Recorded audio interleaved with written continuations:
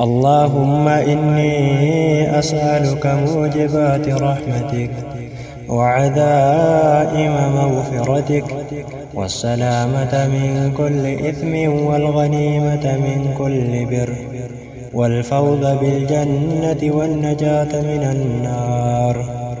اللهم أحسن عاقبتنا في أمور كلها وأجرنا من خزي الدنيا وعذاب الآخرة.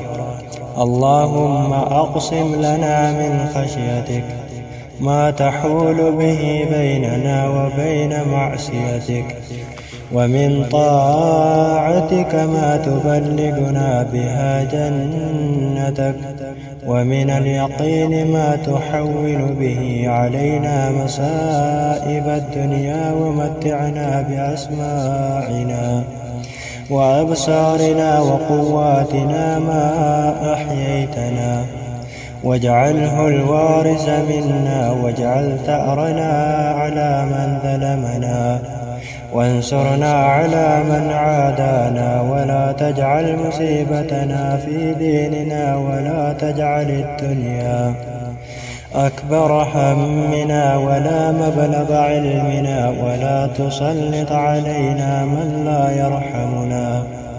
اللهم لا تدع لنا ذنبا إلا غفرته، ولا هما إلا فرجته، ولا دينا إلا قضيته، ولا حاجة من حوائج الدنيا والآخرة إلا قضيتها يا أرحم الراحمين.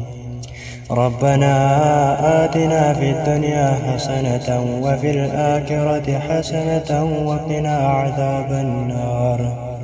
وصلى الله على نبينا محمد وعلى آله وأصحابه الأخيار وسلم تسليما كثيرا.